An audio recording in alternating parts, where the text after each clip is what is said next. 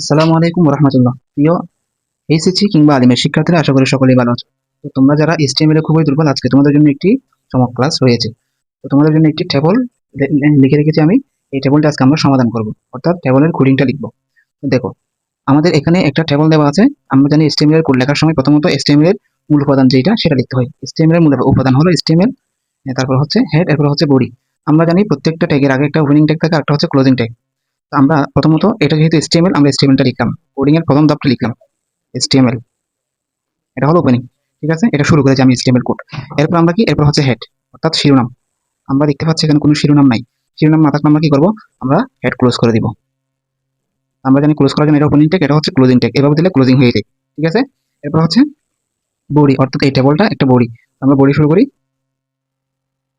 Body শুরু করেছি। বডির ভিতরে আমরা কি দেখতে পাচ্ছি, একটা টেবল। টেবলের জন্য একটা বর্ডার নিব আমরা। বর্ডারটা কি, আমরা জানি টেবল বর্ডার কত নিচ্ছি। ধরো টেবল বর্ডার হচ্ছে 1,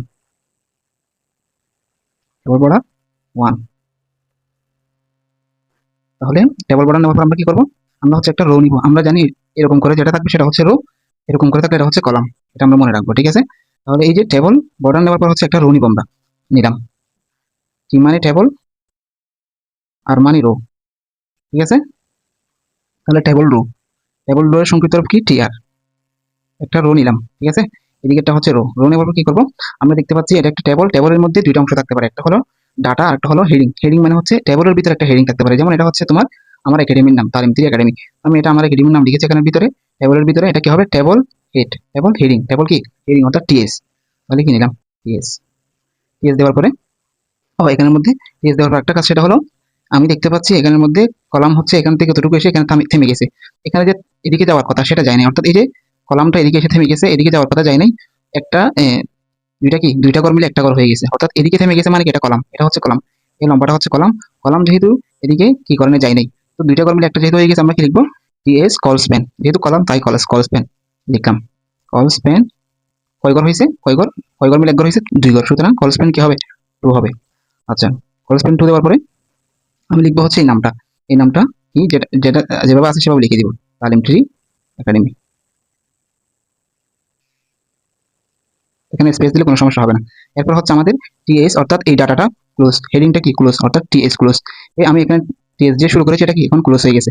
এবং আমাদের এই রোটাও কি হয়ে গেছে, ক্লোজ হয়ে গেছে। তাহলে টিআর ক্লোজ, টিআর ক্লোজ, অর্থাৎ টেবল রো কি হয়ে গেছে, ক্লোজ। আমরা আরেকটা নতুন রো নিচ্ছি এখন, রো নিব টিআর।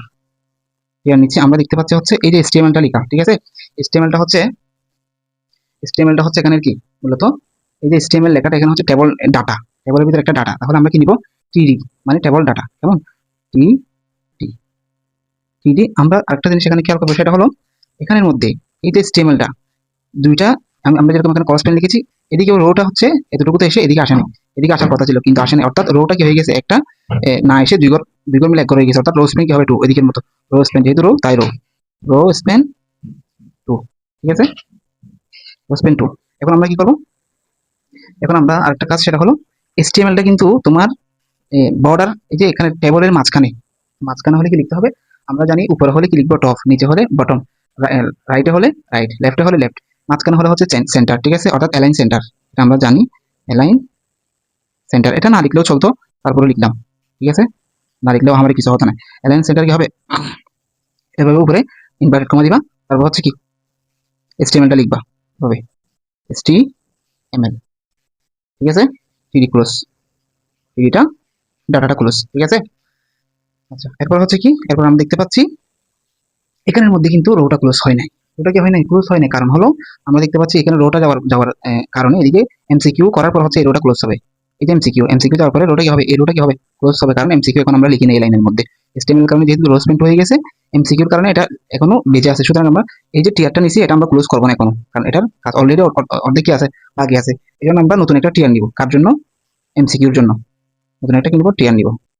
টিয়ার নেওয়ার পরে আমরা দেখতে পাচ্ছি এটা কি টিডি, এখানে কোনো কিছু হয় নাই, রোজ পেন ক্রস পেন কিছু হয় নাই, সুতরাং নতুন টিয়ার নিয়ে টিডি এমসিকিউ, অর্থাৎ table data MCQ, table data close, আবার ওই টিয়ারটা ক্লোজ, এখানের মধ্যে এই টিয়ারটা কি এখন ক্লোজ হয়ে গেছে। আবার এটার জন্য নতুন টিয়ার নিতে হবে, অর্থাৎ টেবল রো নিতে হবে। তো নিলাম, টেবল রো নিলাম, এখানের মধ্যে টেবল রো নেওয়ার পরে টেবল ডাটা দেওয়া, আবার টিডি, টিডি দেওয়ার পরে আমরা জানি এটা হচ্ছে সিকিউ, সিকিউ দিয়ে টিডি ক্লোজ।